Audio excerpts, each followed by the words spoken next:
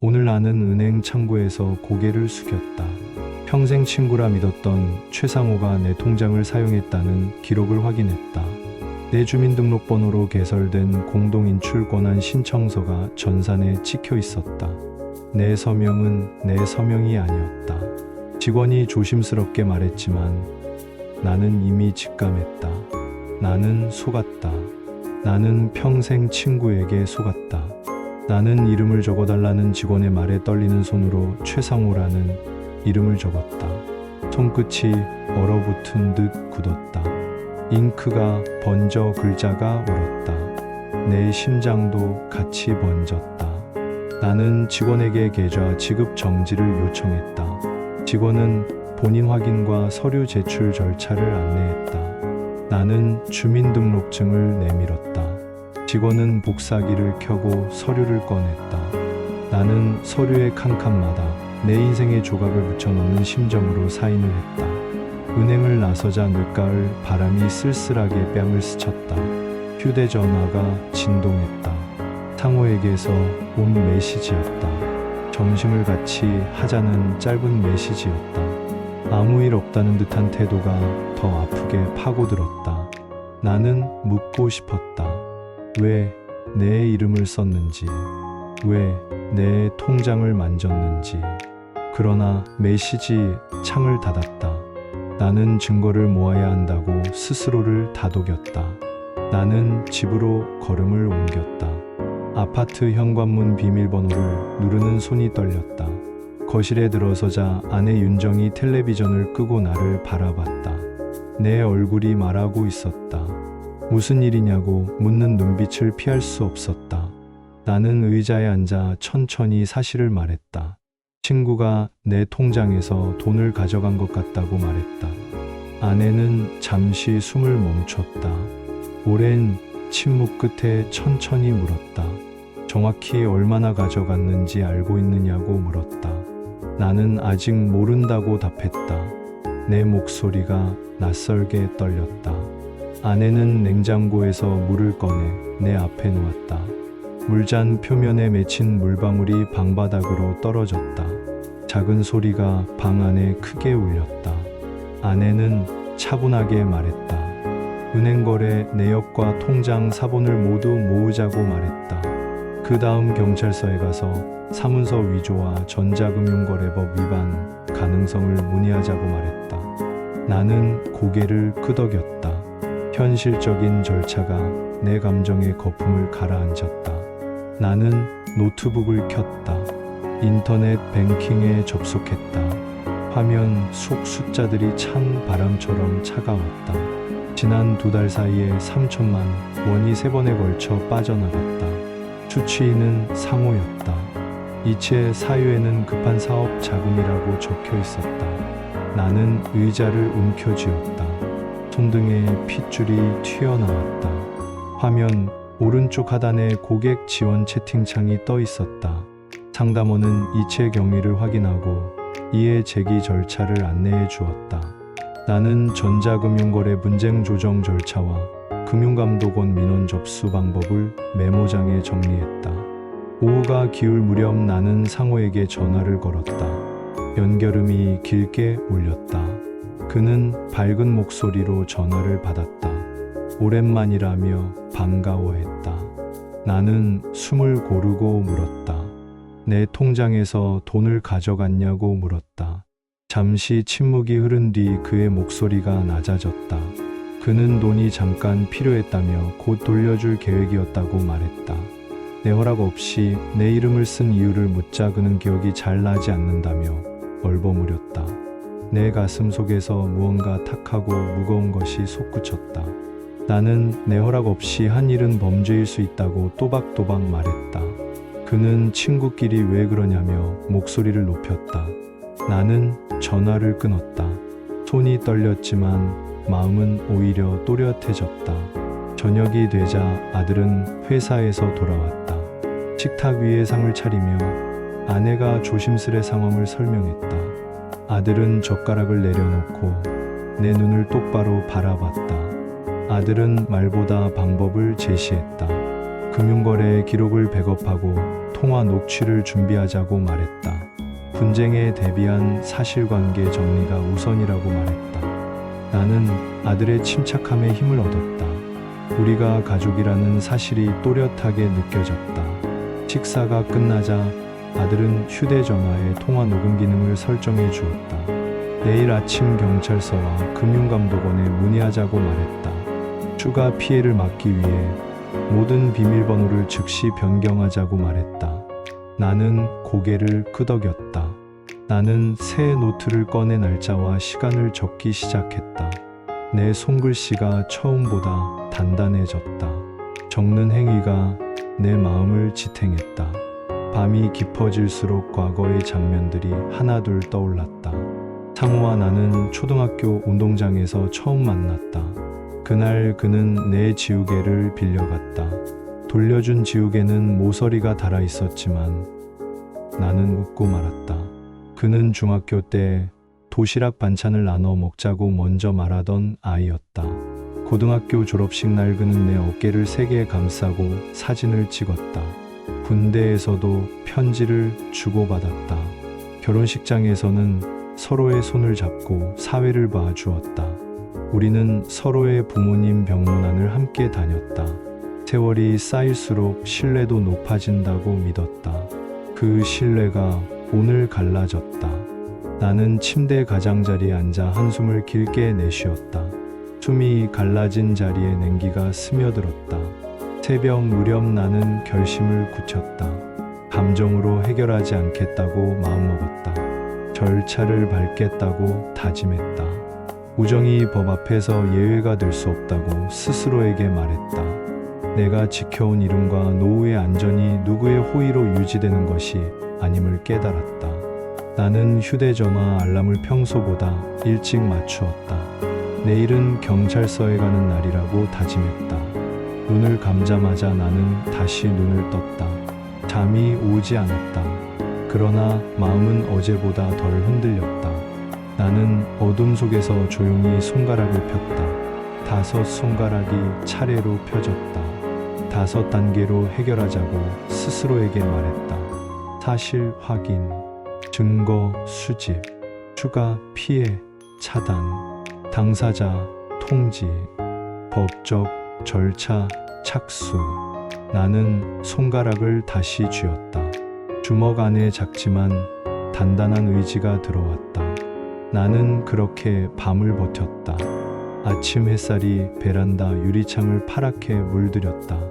나는 커튼을 젖히고 확 트인 하늘을 바라보았다. 마음을 다잡는데 하늘이 도움이 되었다. 아내는 미역국을 데워 식탁에 올려놓았다. 나는 국 한 숟가락을 입에 넣고 천천히 씹었다. 따뜻한 온기가 식도를 내려갔다. 긴장으로 움츠러든 속이 조금 풀렸다. 우리는 경찰서 민원실에 들렀다. 접수 창구의 직원은 상황을 듣고 사건 접수와 진정서 작성의 차이를 설명했다. 형사 사건으로 접수하려면 명확한 위조 또는 편취 정황을 구체적으로 기록해야 했다. 나는 어제 정리한 메모를 바탕으로 진술서를 작성했다. 계좌번호, 이체 일시, 금액, 상대 이름, 통화, 내용 유지.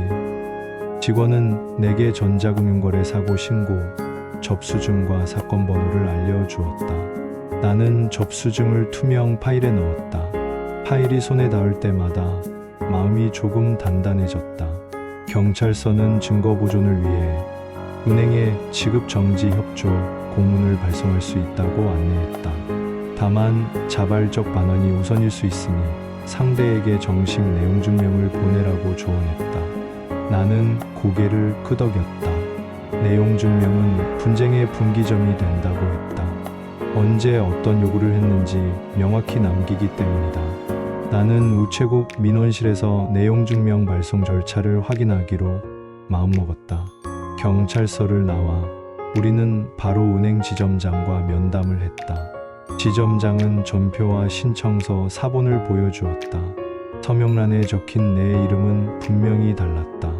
회계 시작점과 끝점, 자회계 길이, 글자의 간격이 달랐다. 나는 한 글자 한 글자에 눈을 받고 비교했다. 지점장은 필적 감정이 필요하면 수사 절차에서 공식 의뢰가 가능하다고 설명했다.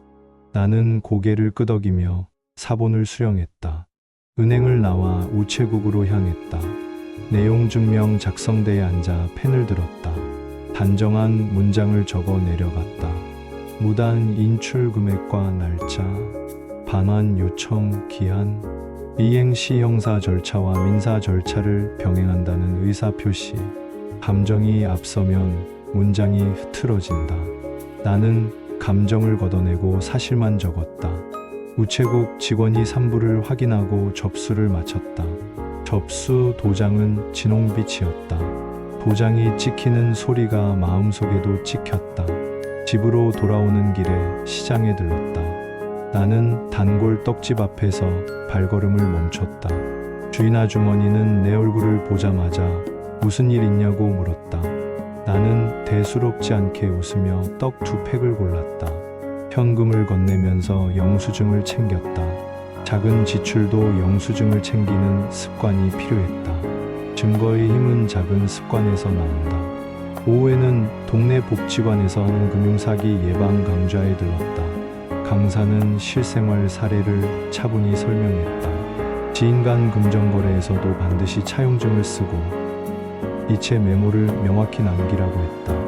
공동명의와 대리권 설정의 위험을 구체적으로 경고했다. 가족이라도 서류와 절차를 지켜야 분쟁을 예방한다고 강조했다. 나는 노트에 큰 글씨로 적었다. 믿음은 서류로 지킨다. 말로 지키지 않는다. 강의가 끝나갈 무렵 휴대전화가 울렸다. 상호였다. 그는 목소리를 낮추고 만남을 제안했다. 그는 오해가 있다며 직접 설명하겠다고 말했다. 나는 내일 낮에 동네 카페에서 보자고 했다. 통화는 짧았다.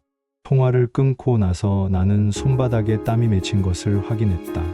오래 쥔 펜 자국처럼 우정의 흔적이 손바닥에 남아 있었다. 나는 그 흔적을 똑바로 바라보았다. 흔적은 흔적일 뿐이라고 마음속으로 되뇌었다. 내일은 진실을 확인하는 날이라고 스스로에게 말했다. 저녁이 되자 아내와 나는 거실 탁자에 서류를 펼쳐놓았다. 시간순으로 정리된 거래, 내역과 통화 녹취 파일 목록, 경찰 접수증, 내용 증명 발송 영수증, 은행 서류 사본이 탁자 위에 가지런히 놓였다. 아들은 프린터로 서류 묶음을 분철했다. 우리는 서로의 눈을 보며 고개를 끄덕였다. 준비는 끝났다. 밤에는 잠이 쉽게 오지 않았다.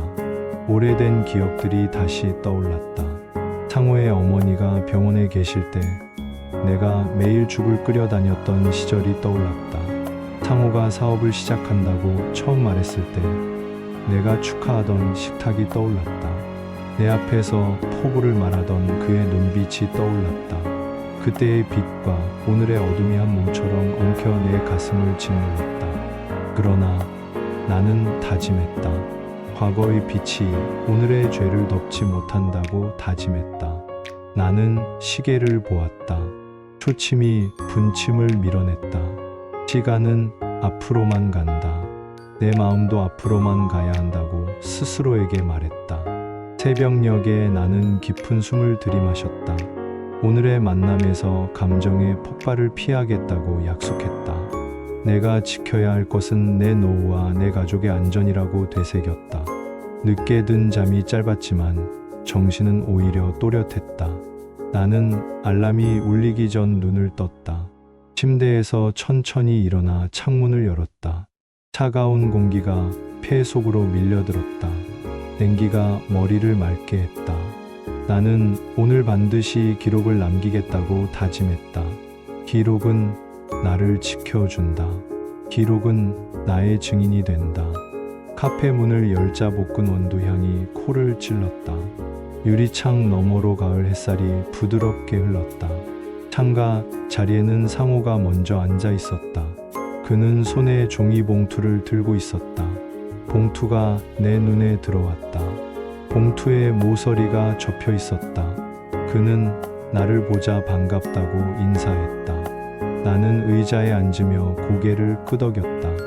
인사는 짧았고 침묵이 길었다. 상호가 먼저 말을 꺼냈다. 그는 사업이 잠시 막혀 돈이 급했다고 했다. 그는 나를 누구보다 믿었다고 했다. 그래서 잠시 썼다고 했다. 곧 갚으려 했다고 했다. 그러나 일정이 꼬였다고 했다. 나는 그 말 속에서 책임의 주어가 사라졌음을 들었다. 나는 단순히 돈을 썼냐고 물었다. 그는 고개를 끄덕였다. 나는 내 허락을 받았냐고 물었다. 그는 말을 멈췄다. 입술이 말라 보였다. 그는 마실 물을 찾았다. 나는 봉투가 뭐냐고 물었다. 그는 봉투를 건넸다. 봉투 안에는 수표 한 장과 약속어음이 들어 있었다. 어음의 만기일은 한 달 뒤였다. 나는 봉투를 다시 봉했고 내 가방에 넣지 않았다. 나는 정중하게 말했다. 나는 어음을 원치 않는다고 말했다. 나는 현금성 자금의 즉시 반환과 법적 합의서를 원한다고 말했다. 나는 차용증과 반환 일정표를 오늘 쓰자고 제안했다. 상호의 얼굴이 굳었다. 그의 목소리가 높아졌다. 그는 친구 사이의 합의서가 웬 말이냐고 했다. 그는 내가 그를 모욕한다고 했다. 나는 흔들리지 않으려 노력했다. 나는 조용히 그러나 분명하게 말했다. 친구였기 때문에 내가 먼저 믿음을 줬고 그 믿음이 깨졌기에 이제는 절차로 지켜야 한다고 말했다. 나는 이미 경찰에 접수했고 내용 증명도 발송했다고 밝혔다. 그의 눈동자가 흔들렸다. 그의 손이 컵 가장자리를 끌어내렸다. 컵이 진동했다. 얇은 커피 결이 푸른빛 유리 위에서 떨렸다. 그는 결국 한숨을 길게 뱉었다. 그는 곤란하다고 했다. 자금이 묶여 있다고 했다. 나는 해결책을 냈다. 부분 반환과 질권 설정을 제시했다. 그가 가진 차량과 사업권 일부에 대한 담보 설정을 서면으로 하고 법무사를 통해 등기하자고 말했다. 그는 시간이 필요하다고 했다. 나는 시간을 주되 명확한 기한과 담보를 요구했다. 나는 날짜와 약속을 메모장에 적도록 그에게 요청했다. 그는 난색을 표했지만 결국 내 앞에서 날짜를 적었다. 일주일 뒤에 1차 반환, 한 달 뒤에 잔액 일괄 반환, 담보 설정은 이틀 내 진행. 나는 고개를 끄덕였다. 카페를 나오며 나는 하늘을 올려다보았다. 햇살이 여전히 맑았다. 나는 스스로를 다독였다. 절차가 진행되는 동안 감정에 휘둘리지 않자고 다짐했다. 그러나 마음 한쪽에서는 오래된 기억들이 다시 웅성거렸다. 우리는 어릴 때부터 모든 것을 나눠 갔던 사이였다. 장마철이면 운동장에서 비를 맞으며 축구를 했다. 수학여행 밤에는 같은 이불을 덮고 미래의 꿈을 이야기했다. 그 꿈 속에서 우리는 서로의 든든한 조력자였다. 오늘 나는 그 꿈의 잔해를 밟고 있었다. 집에 돌아와 아내와 아들에게 상황을 설명했다. 아들은 합의서 초안을 만들자고 제안했다. 그는 노트북을 열고 조목조목 항목을 적었다. 원금, 반환, 일정, 지연, 시이자율, 담보, 목록, 담보 설정 방법, 분쟁 발생 시 관할, 전액 변제 시 합의서 파기. 아내는 옆에서 조용히 보증인의 문구는 넣지 말자고 말했다. 가족이 엮이면 분쟁이 더 커진다고 했다. 나는 고개를 끄덕였다. 밤에는 법률구조공단 상담 예약을 잡았다. 무료 법률 상담이 큰 도움을 줄 수 있었다. 나는 홈페이지에서 상담 가능한 시간을 확인하고 신청을 완료했다. 상담 준비 자료 목록을 따로 정리했다. 사건, 경위, 증거, 목록, 상대와의 대화 로그, 합의서, 초안, 향후 계획. 정리하는 동안 마음이 가라앉았다. 문제는 구조화될 때 해결의 실마리가 생긴다. 나는 그 사실을 새삼 깨달았다. 잠자리에 들기 전 나는 오늘 만남에서 느낀 감정을 노트에 적었다. 분노, 실망, 두려움, 그리고 이상한 안도감. 나는 감정의 이름을 정확히 적었다. 이름이 붙여진 감정은 덜 무섭다. 이름 없는 감정이 사람을 무너뜨린다. 나는 눈을 감으며 마음속으로 짧게 기도했다. 내일도 흔들리지 않게 해달라고 조용히 기도했다. 대답은 조용한 어둠 속에서 돌아왔다. 너는 이미 흔들리지 않는다고 속삭이는 듯했다. 다음날 아침 법률구조공단 사무실에 갔다. 상담실의 공기는 차분했다. 상담 변호사는 내 이야기를 묵묵히 들었다. 그는 메모장에 몇 줄을 적었다. 그는 중요한 기준을 제시했다. 상대가 내 명의를 도용해 금융거래를 했다면 형사적 책임이 명확할 수 있다고 했다. 다만 명예 대여로 해석될 소지가 있는 관계의 특수성이 변수라고 했다. 그래서 문서와 녹취가 핵심이라고 강조했다. 합의서를 작성할 때는 조건을 명확히 하고 불이행 시 자동으로 민형사 절차에 동의한다는 문구를 넣으라고 조언했다. 나는 감사 인사를 전하며 상담실을 나왔다. 바깥 공기는 조금 따뜻해져 있었다. 문제의 구조가 머릿속에 그려지자 몸의 긴장도 풀렸다. 나는 바로 법무사 사무실에 들러 담보 설정 절차를 문의했다. 법무사는 일정과 비용을 설명했다. 차량 질권 설정은 등록 절차가 쉽지만 사업권은 계약 구조를 정확히 검토해야 했다. 나는 필요한 서류 목록을 받아 가방에 넣었다. 집으로 돌아오는 길에 상호에게 메시지를 보냈다. 오늘 저녁 합의서와 담보 설정을 위해 만나자고 말했다. 그는 알았다고 답했다. 답장은 이례적으로 빠르고 짧았다. 그 짧음 속에 여러 감정이 숨어 있는 듯했다. 나는 그 감정의 정체를 추측하지 않기로 했다. 사실만 확인하면 충분했다. 해가 기울 무렵 동네 공용 주차장에서 우리는 다시 만났다. 법무사와 약속한 시간은 다음 날 오전이었다. 우리는 오늘 서명만 먼저 하기로 했다. 아들은 촬영 기능이 좋은 휴대전화를 들고 동석했다. 기록을 남기기 위함이었다. 상호는 표정이 굳어 있었다. 나는 종이를 꺼내 조용히 읽었다. 그는 고개를 끄덕이며 따라 읽었다. 마지막 서명란에서 그의 손이 잠시 멈췄다. 그는 조용히 말했다. 우리가 이렇게까지 해야 하느냐고 물었다. 나는 말했다. 내가 지켜야 할 것은 우정이 아니라 우리 가족의 생계라고 말했다. 그는 더 이상 말하지 않았다. 서명이 끝나자 우리는 악수를 하지 않았다. 대신 날짜를 확인했다. 이틀 내 담보 설정, 일주일 뒤 1차 반환, 한 달 뒤 잔액 반환, 불이행 시 바로 경찰 조사 협조 민 민사 소송 제기. 각 항목 옆에 그의 서명이 다시 한번 들어갔다. 아들은 휴대전화로 서명 장면을 기록했다. 합의서 복사본을 나누어 가진 뒤 우리는 각자 돌아섰다. 나는 발걸음을 멈추지 않았다. 뒤돌아보지 않았다. 돌아보면 감정이 따라온다. 감정이 따라오면 절차가 흔들린다. 나는 골목을 빠져나와 큰 길로 들어섰다. 가로등 불빛이 일찍 켜졌다. 바람이 코끝을 스쳤다. 나는 심호흡을 하며 집으로 향했다. 그날 밤 나는 유독 피곤했다. 몸보다 마음이 무거웠다. 소파에 앉아 눈을 감았다. 상호의 얼굴이 떠올랐다.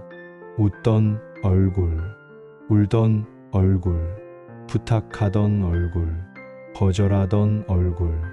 모든 얼굴이 겹쳤다. 나는 다시 눈을 떴다. 거실 벽식의 초침이 또박또박 움직였다. 시간은 내 편이었다. 절차도 내 편이었다. 나는 그 사실을 되뇌며 등을 기대었다.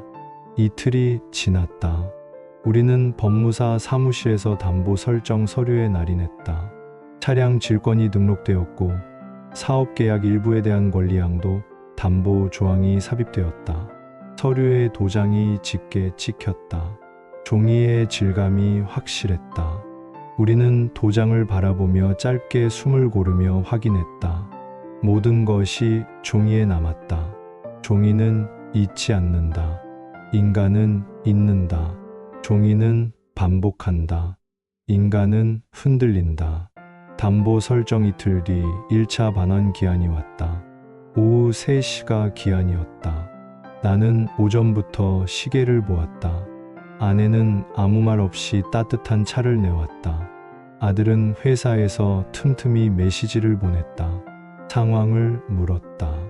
나는 아직이라고 답했다. 2시가 지나고 30분이 지났다. 3시가 다가왔다. 휴대전화가 진동했다. 상호가 돈을 송금했다. 금액은 약속된 절반이었다. 그는 늦어서 미안하다는 짧은 메시지를 보냈다. 나는 수령 사실을 확인하고 감사 인사를 짧게 보냈다. 절차가 작동하고 있었다. 그러나 일은 거기서 멈추지 않았다. 그날 밤 알 수 없는 번호로 전화가 왔다. 낯선 남자는 자신을 채권 추심 회사 직원이라고 소개했다. 그는 상호가 다른 곳에서도 자금을 빌렸다고 말했다. 그는 내게 상호의 연락처를 요구했다. 나는 사적인 정보 제공을 거절했다. 그는 상호가 위험한 선택을 할 수 있다고 은근히 겁을 줬다. 내 가슴이 다시 조여들었다. 나는 통화를 종료하고 통화 내용을 메모장에 기록했다. 추심 회사의 이름과 시각과 대화 요지. 기록은 언제나 우선이었다. 그날 이후 상호의 연락이 눈에 띄게 줄었다. 약속된 한 달 뒤에 잔액 반환이 가까워질수록 그의 메시지는 짧아졌다. 이틀 전에는 아예 답이 없었다. 아침이 되면 답하겠다는 메시지만 남겼다. 나는 다시 법률구조공단에 연락해 상황 변화를 알렸다. 변호사는 기한이 지나면 지체 없이 조치를 취하라고 했다. 울은 마음이 시간을 늘리고 늘어진 시간은 상대에게 유리하게 작용한다고 말했다. 나는 마음을 다잡았다. 기한이 오면 움직인다고 다짐했다. 기한 하루 전 밤에 아파트 경비실에서 전화가 왔다. 상호가 내 이름을 대고 택배를 맡겼다고 했다. 나는 경비실로 내려갔다. 작은 박스가 내 이름으로 와 있었다. 박스를 열자 낡은 사진 몇 장과 편지 한 통이 나왔다. 사진 속에는 우리가 젊던 시절이 있었다. 회색 교복과 허름한 운동화, 골목길, 노을. 편지에는 짧은 진심이 적혀 있었다. 그는 미안하다고 했다. 그는 내게 기대고 싶었다고 했다. 그는 곧 해결하겠다고 했다. 나는 편지를 접어 올려다보았다. 천장이 낮아 보였다. 숨이 막히는 느낌이 들었다. 나는 엘리베이터 거울 속에 내 얼굴을 오래 보았다. 그 얼굴이 낯설었다. 낯선 얼굴에 책임이 있었다. 나는 그 책임을 외면하지 않기로 했다. 기한 당일 오후 3시가 지나도 잔액은 들어오지 않았다. 전화는 연결되지 않았다. 메시지는 읽히지 않았다. 나는 즉시 이행 독촉 통보서를 이메일과 문자로 보냈다. 합의서에 따라 불이행 시 조치를 취한다는 문장을 명확하게 보냈다. 아들은 내 옆에서 시계를 보며 조용히 숨을 고르고 있었다. 아내는 차분하게 말했다. 약속한 대로 하자고 말했다. 나는 고개를 끄덕이고 경찰서로 향했다. 담당 수사관은 이전에 접수한 사건 번호를 확인하고 상황 업데이트를 기록했다. 담보 설정과 1차 반환 완료 사실, 잔액 반환 불이행 사실, 이행 독촉 통지 발송 사실. 수사관은 상대에게 출석 요구서를 발송하겠다고 말했다. 또한 지급 명령 신청을 병행하면 효과적일 수 있다고 조언했다. 민사 절차의 속도를 이용해 심리적 압박과 법적 구속력을 동시에 확보하는 방법이었다. 나는 즉시 법원 전자소송 사이트에 접속해 지급 명령 신청서를 작성했다. 화면에 칸칸이 하나의 산 같았지만 나는 한 칸씩 넘어갔다. 서류를 올리고 금액을 입력하고 합의서와 증빙 파일을 첨부했다. 제출 버튼을 누르는 순간 손끝이 떨렸지만 눈은 단단했다. 이틀 뒤 상호에게서 메시지가 왔다. 그는 사정이 생겼다고 했다. 그는 한 달만 더 달라고 했다. 나는 합의서의 존재를 다시 알리고 변경은 서면으로만 가능하다고 답했다. 변경이 없다면 예정대로 절차를 진행하겠다고 말했다. 그는 대답하지 않았다. 대신 그날 저녁 상호의 아내에게서 전화가 왔다. 그녀는 울먹이며 사정을 설명했다. 아이의 학원비와 집세가 밀렸다고 했다. 나는 마음이 흔들렸다. 그러나 나는 한숨을 삼키고 말했다.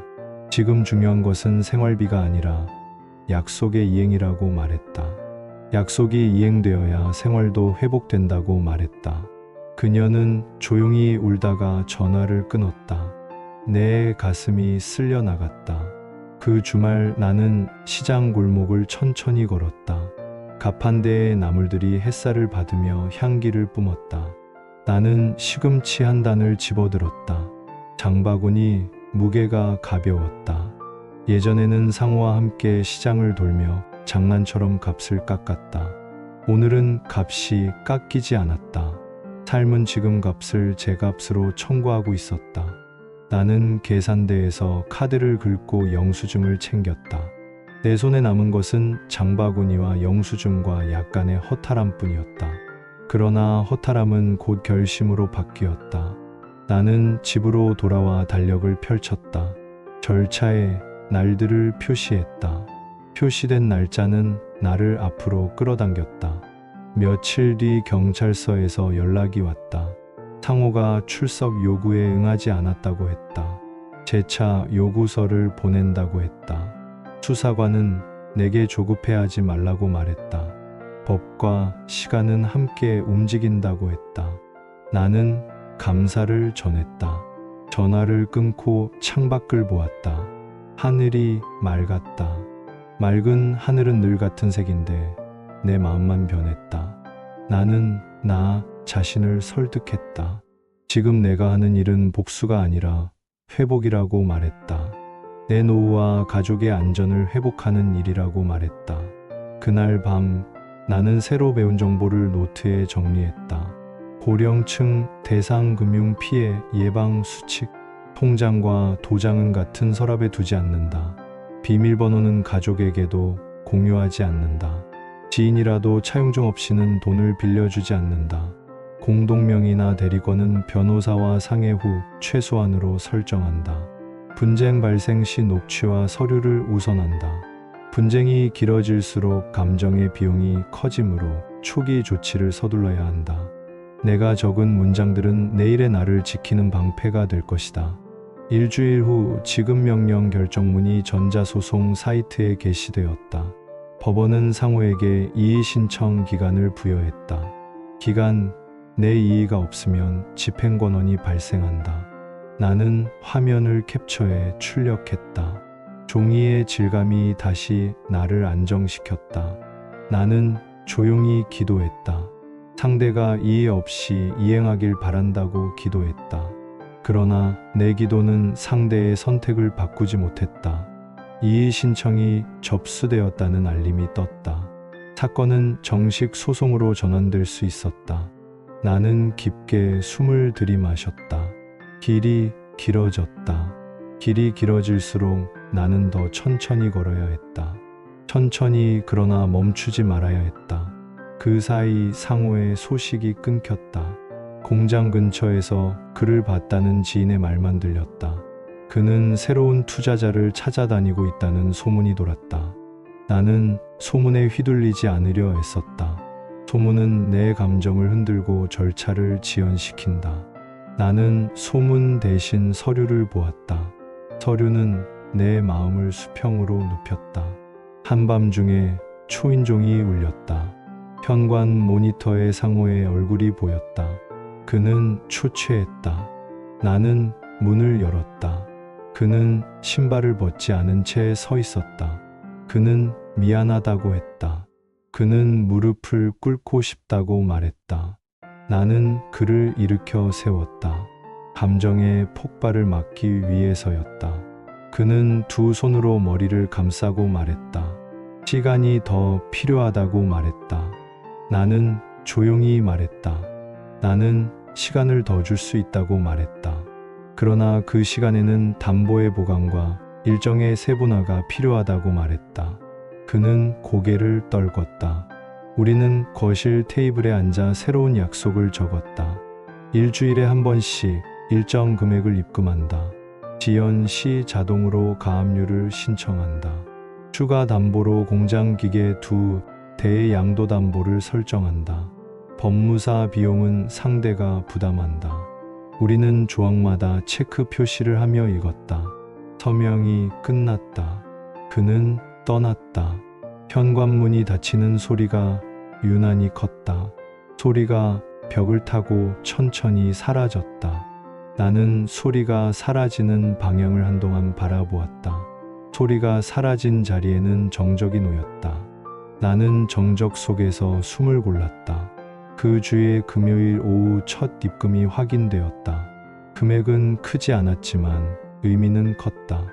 약속은 이행되기 시작했다. 나는 아내와 조용히 손을 맞잡았다. 손바닥의 온기가 마음 깊숙이 스며들었다. 나는 생각했다. 우정은 형태를 바꿔 생존한다. 때로는 거리를 두는 형태로도 남을 수 있다. 지금 우리의 우정은 절차와 거리 속에서 숨을 고르고 있었다. 첫 주의 작은 입금 이후 두 번째 주에는 입금이 없었다. 나는 예정된 날 저녁까지 기다렸다. 확인 문자를 보냈다. 답이 없었다. 다음 날 오전이 되어서야 그가 짧은 답장을 보냈다. 이체 한도가 걸렸다고 했다. 나는 은행 앱 설정을 바꾸는 방법을 안내했다. 그는 알겠다고만 했다. 그날 밤에도 입금은 없었다. 나는 합의서에 따라 지연 통보서를 발송했다. 그리고 월요일 오전 법무사와 통화해 추가 담보 설정 절차를 진행했다. 기계 2대의 양도 담보 등록이 완료되었다. 서류의 무게가 다시 내 마음을 지탱했다. 그러나 저녁에 경찰서에서 연락이 왔다. 상호와 관련된 또 다른 피해자가 나타났다고 했다. 비슷한 방식으로 돈을 빌려 돌려주지 않았다고 했다. 공동조사 요청이 들어왔다. 나는 가슴이 철렁 내려앉았다. 내가 알고 있던 상호의 세계가 아니라 전혀 다른 세계가 그의 주변에 펼쳐져 있었다. 나는 조용히 앉아 숨을 고르고 통화를 마쳤다. 아내는 내 어깨에 손을 올렸다. 손길이 따뜻했다. 나는 그 온기에 기대 마음을 다잡았다. 다음 날 조사실에서 우리는 마주 앉았다. 피해자로 기록된 또 다른 남자는 내 또래였다. 그는 내게 고개를 숙였다. 그는 상호의 사업 설명을 듣고 투자했다가 돈을 잃었다고 했다. 그는 나와 같은 학교 출신은 아니었다. 그러나 그의 말투는 익숙했다. 기대와 신뢰가 섞인 어조였다. 그 어조가 무너진 자리에는 피로가 남았다. 수사관은 각자의 진술을 꼼꼼히 받아 적었다. 계좌거래 내역과 통화 녹취 파일을 제출했다. 나는 자필로 진술서 마지막 줄의 사실과 다름이 없다는 문장을 또박또박 적었다. 조사가 끝나갈 무렵 수사관은 내게 조심스럽게 물었다. 합의 의사가 있는지 물었다. 형사 사건에서 합의는 양형에 영향을 준다고 했다. 나는 아직 대답하지 못하겠다고 말했다. 합의는 금액과 성실함과 시간을 모두 고려해야 한다고 말했다. 수사관은 고개를 끄덕였다. 내 말이 원칙의 문장처럼 들렸다. 그러나 내 마음은 여전히 무거웠다. 며칠 뒤 상호가 집 앞에 다시 나타났다. 그는 잔뜩 수척해 보였다. 그는 서류 봉투를 내밀었다. 그는 근저당 설정 제안을 했다. 지인에게서 돈을 빌려 내 돈을 먼저 갚고 싶다고 했다. 대신 내 담보를 풀어달라고 했다. 나는 서류를 펼쳐보았다. 조건은 엉성했다. 상환자금의 출처가 불명확했고 담보 해제 시점도 모호했다. 나는 고개를 저었다. 나는 말했다. 나는 불확실한 돈을 믿지 않는다고 말했다. 오직 계좌의 입금 기록만이 나의 믿음이라고 말했다. 그는 한숨을 쉬었다. 그는 눈을 감았다가 떴다. 그는 알겠다고 말했다. 그날 밤 나는 한 장의 종이를 꺼냈다. 내 삶의 원칙을 적었다. 돈은 관계를 흔들 수 있지만 원칙은 관계를 지탱한다. 원칙은 기록과 절차와 기한으로 이루어진다. 나는 원칙을 어기지 않겠다고 스스로에게 서명했다. 내 서명은 둥글고 단단했다. 그 서명을 오래 바라보았다. 한 달이 지나 소송 준비 서면을 제출하는 날이 왔다. 변호사는 조리에 맞게 주장을 정리했다. 내 의사와 무관한 명의 사용, 무단 인출, 합의 불이행, 담보 설정과 그 의미, 지연에 따른 손해, 반대 측의 주장에 대한 반박. 문장은 단호했고 길이는 필요만큼 길었다. 나는 서면의 마지막 페이지를 넘기며 깊게 숨을 들이마셨다. 긴 숨이 폐에 깊숙이 내려갔다가 천천히 올라왔다. 그 사이 내 일상은 조용히 이어졌다. 아침에는 아파트 앞을 걷고, 점심에는 작은 반찬을 만들어 먹고, 저녁에는 가족과 대화를 나눴다. 평범한 일상이 나를 지켰다. 나는 매일 계좌를 확인하지 않기로 했다. 하루에 한 번만 확인하기로 했다. 확인의 빈도가 걱정의 빈도를 키우기 때문이다. 걱정의 빈도를 낮추자 잠이 조금씩 길어졌다. 잠의 길이가 마음의 건강을 알려주었다. 어느 날 오후 동네 서점에서 얇은 책을 한 권 샀다. 제목은 기록의 힘이었다. 책은 말했다. 기억은 흔들리지만 기록은 남는다. 기록은 감정의 파도를 낮춘다. 나는 책장을 넘기며 내 노트를 떠올렸다. 노트의 첫 장에는 상호의 이름이 있었다. 그러나 마지막 장에는 내 원칙이 있었다. 노트는 상호에서 시작해 나로 끝나고 있었다. 나는 조용히 미소 지었다. 그날 저녁 상호에게서 메시지가 왔다. 그는 일부를 추가로 입금했다고 했다. 금액은 크지 않았지만 문장의 어조가 달라졌다. 그는 정확한 날짜와 금액을 제시했다. 그는 늦어 미안하다는 말 대신 뒤늦게라도 지키겠다고 말했다. 나는 고맙다고 답했다. 그러나 내 마음은 경계의 문을 닫지 않았다. 경계는 미움이 아니라 안전이었다. 시간이 흐르면서 나는 또 하나의 사실을 배웠다. 문제를 해결하지 않으면 관계도 건강을 잃는다. 해결을 미루면 원망이 곪아올라 관계를 터뜨린다. 해결을 당겨오면 상처는 빨리 아물 수 있다. 나는 내 상처를 내 손으로 소독하고 붕대를 갈았다. 소독약의 냄새가 코끝을 스쳤다. 따가웠지만 시원했다. 나는 거울 속 내 얼굴을 보며 말했다. 너는 잘하고 있다고 말했다. 소송기일 통지가 왔다. 날짜와 시간이 또렷이 적혀 있었다. 법정의 공기와 판사의 목소리가 머릿속에서 미리 울렸다. 나는 준비 서류를 다시 정리했다. 증거 목록의 번호를 재배열하고 각 문서의 의미를 간단한 문장으로 메모했다. 문서가 말하되 내가 먼저 요약해 주어야 했다.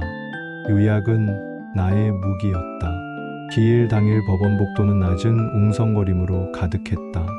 나는 번호표가 불리기를 기다렸다. 상호도 복도 끝에 서 있었다. 그는 내 눈을 피했다. 나는 그를 불러 세우지 않았다. 법정 안에서만 말하기로 결정했기 때문이다. 감정의 대화는 복도를 흐리게 만들지만 절차의 대화는 법정을 맑게 만든다. 판사는 양측의 주장을 차례대로 들었다. 나는 합의서의 존재와 불이행 사실을 분명히 말했다. 상대의 사정이 어려워도 합의 불이행이 정당화되지 않는다고 말했다. 상호는 떨리는 목소리로 변명과 사정을 섞어 말했다. 판사는 가끔 질문을 던졌다. 문장은 간결했고 질문은 정확했다. 나는 질문에 짧고 명확하게 답했다. 기일이 끝나고 법정을 나서는데 상호가 다가왔다. 그는 나를 똑바로 보지 못했다. 그는 작게 말했다. 미안하다고 말했다. 나는 조용히 고개를 끄덕였다. 미안하다는 말이 돈을 대신할 수 없다는 사실을 그는 알고 있었다. 나는 말했다. 변제 계획을 지키면 우리 대화도 달라질 수 있다고 말했다. 그는 고개를 끄덕였다. 그의 고개 끄덕임은 느렸지만 진심이 섞여 있었다. 며칠 뒤 판결 선고일이 정해졌다. 나는 그날 달력에 빨간 동그라미를 치지 않았다. 동그라미는 감정을 불러낸다. 나는 대신 작은 점을 찍었다. 점은 조용하다. 점은 기록이다. 그 사이 건강검진 결과가 나왔다. 스트레스로 인한 수치가 좋지 않았다. 의사는 규칙적인 운동과 수면을 권했다. 나는 매일 저녁 아파트 둘레를 3바퀴 돌았다. 걸음이 일정해지자 마음의 속도도 일정해졌다. 일정한 리듬은 생각의 소음을 낮춘다. 소음이 낮아지자 중요한 소리가 들렸다. 중요한 소리는 내 가족의 웃음이었다. 나는 그 웃음을 들으며 내 결정을 확인했다. 나는 끝까지 가될 필요 이상으로 상처를 만들지 않겠다고 다짐했다. 선고일, 법정의 공기는 또렷했다. 판결문 낭독이 짧게 이어졌다. 일부 승소, 원금과 일부 손해배상 인용, 담보 설정의 유효 인정, 이행 기한 명시. 나는 숨을 내쉬었다. 숨이 길었다. 결과는 완벽하지 않았지만 충분했다. 법이 말했고 문서가 남았다. 법정을 나와 복도에 서자 상호가 다가왔다. 그는 판결을 존중하겠다고 말했다. 그는 일정에 따라 변제하겠다고 말했다.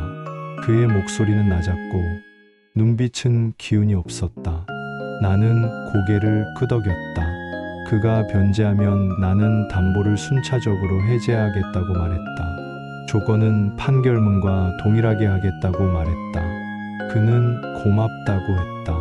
그날 저녁 나는 오래된 사진 앨범을 펼쳤다. 앨범 속에 우리는 늘 웃고 있었다. 그러나 나는 사진을 덮었다. 사진은 과거이고 나는 현재에 서 있었다. 현재에 나는 원칙을 배웠다. 우정은 원칙 위에서만 오래 선다. 원칙이 없으면 우정은 무게를 버티지 못한다. 나는 그 사실을 사진 위에 조용히 올려놓았다. 몇 주가 지나 상호의 입금이 일정하게 이어지기 시작했다. 소액이었지만 약속된 날짜에 정확히 들어왔다. 나는 매번 수령 확인 문자를 보냈다. 문장의 어조를 다정하게 바꾸지 않았다. 다정함은 오해를 낳는다. 정확함이 관계를 지킨다. 나와 그의 관계는 정확함으로 유지되었다. 어느 날 상호에게서 긴 메시지가 왔다. 그는 자신의 실패를 길게 적었다. 잘 될 것이라는 낙관, 남의 돈을 쉽게 쓰게 되는 자기 합리화, 갚을 수 있다고 믿는 무모함. 그는 자신의 어리석음을 인정했다. 그는 내 원칙이 그를 살렸다고 적었다. 나는 메시지를 읽고 휴대전화를 내려놓았다. 내 마음이 조금 가벼워졌다. 누군가의 깨달음이 내 상처를 얇게 만들었다. 상처가 얇아지자 공기가 덜 스며들었다. 덜 아팠다. 시간은 더 흘렀다. 변제는 꾸준히 이어졌다. 남은 금액이 반 이하로 줄었다. 판결문 옆에 붙여둔 체크 표시가 하나씩 늘었다. 체크 표시가 늘어날수록 내 마음의 굴곡이 줄었다. 평평한 마음 위로 하루가 부드럽게 흘렀다. 봄이 왔다. 벚꽃이 피었다. 아내와 나는 아파트 단지 벤치에 앉아 꽃잎을 보았다. 꽃잎이 바람을 타고 흘렀다. 나는 조용히 말했다. 결국 우리가 지킨 것은 돈만이 아니었다고 말했다. 우리는 원칙을 지켰고, 서로의 경계를 지켰고, 노후의 안전을 지켰다고 말했다. 아내는 미소 지었다. 그녀의 미소는 오래된 등불처럼 따뜻했다. 그날 저녁 상우에게서 전화가 왔다. 그는 마지막 일정을 앞당기고 싶다고 했다. 새로 계약이 성사되어 자금이 들어올 예정이라며 일괄 면제를 제안했다. 나는 조건을 확인했다. 입금 후 담보 해제, 증빙 서류 확인 후 해제 동의. 그는 동의했다. 다음 날 오후 그의 입금이 확인되었다. 남은 금액이 모두 들어왔다. 나는 즉시 담보 해제 서류를 준비해 법무사와 함께 처리했다. 도장이 종이에 또렷하게 찍혔다. 마지막 도장이었다. 그 소리는 마음속에서도 마지막으로 울렸다. 며칠 후 그는 나를 작은 식당으로 초대했다. 그는 술을 권하지 않았다. 우리는 따뜻한 국과 밥을 앞에 두고 앉았다. 그는 고개 숙여 사과했다. 그는 한 문장으로 마무리했다. 이제야 내 삶이 다시 시작된다고 말했다. 나는 그 문장을 들으며 조용히 고개를 끄덕였다. 나는 답했다. 이제부터는 각자의 자리에서 각자의 책임을 다하자고 말했다. 그는 고맙다고 했다. 집으로 돌아오는 길에 나는 시장에 들러 싱싱한 과일을 샀다. 계산대 옆에는 금융사기 주의 안내문이 붙어 있었다. 작은 문장들이 큼지막한 교훈으로 다가왔다. 모르는 번호의 메시지는 링크를 누르지 않는다. 지인 요청이라도 직접 확인한다. 비대면 거래는 기록을 남긴다. 돈은 표정이 없으니 표정으로 판단하지 않는다. 나는 안내문을 오래 바라봤다. 과거의 나에게 필요한 문장들이 현재의 나를 다시 지켰다. 밤에 아내와 베란다에 서서 밤하늘을 보았다. 별이 드물게 빛났다. 아내가 조용히 물었다. 상호를 용서하느냐고 물었다. 나는 잠시 생각했다. 나는 대답했다. 용서는 사건이 아니라 과정이라고 말했다. 오늘 나는 그 과정의 문을 열었다고 말했다. 우리가 지킨 원칙 덕분에 문손잡이가 차갑지 않았다고 말했다. 아내는 내 손을 잡았다. 손이 따뜻했다. 나는 노트를 펼쳤다. 마지막 페이지에 세 줄을 적었다. 첫째는 즉시 기록한다. 둘째는 절차를 따른다. 셋째는 감정보다 안전을 우선한다. 세 줄을 적고 펜을 내려놓았다. 펜 촉에 잉크가 멈췄다. 내 마음의 불안도 멈췄다. 나는 조용히 눈을 감았다.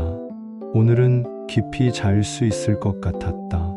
내 호흡이 고르게 이어졌다. 고른 호흡 사이로 오래된 우정의 그림자가 조용히 지나갔다. 그림자는 그대로 두었다. 빛이 있으면 그림자는 따라온다. 나는 빛을 보았다. 빛은 크지 않았지만 충분했다.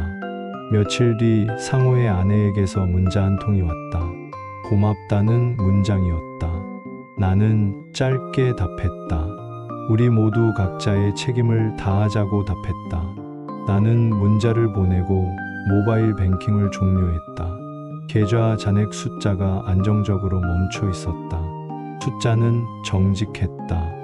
정직한 숫자가 내 노후를 지켰다. 나는 서랍을 정리했다. 통장과 도장은 다른 서랍에 넣었다. 비밀번호를 다시 설정했다. 가족에게도 공유하지 않았다. 아내와 아들에게는 비상 연락망과 보험 증권 보관 위치만 알려주었다. 우리는 서로를 밑대 절차로 지키기로 약속했다. 약속의 문장은 짧았지만 내용은 단단했다. 그날 밤 나는 라디오를 켰다. 늦은 시간 목소리가 낮게 흘렀다. 진행자가 말했다. 인생은 반복과 선택으로 이루어진다고 말했다. 나는 미소 지었다. 오늘 나는 반복되는 실수를 끊는 선택을 했다. 내일도 같은 선택을 하자고 마음속으로 대답했다. 라디오는 조용히 음악을 틀었다. 음악은 확신처럼 잔잔했다. 나는 눈을 감고 음악을 들었다. 마음이 차분해졌다. 아침이 밝았다. 커튼 사이로 빛이 들어왔다. 나는 가볍게 기지개를 켰다. 허리에서 작은 소리가 났다. 몸이 삶의 무게를 반납하고 있었다. 나는 부엌으로 가서 물을 끓였다. 김이 올라왔다. 나는 새로 산 머그잔에 차를 따랐다. 따뜻함이 손바닥을 채웠다. 나는 창밖을 보며 한 문장을 마음속에 썼다. 나는 오늘도 기록하고 절차를 따른다. 그 문장이 내 하루를 시작시켰다.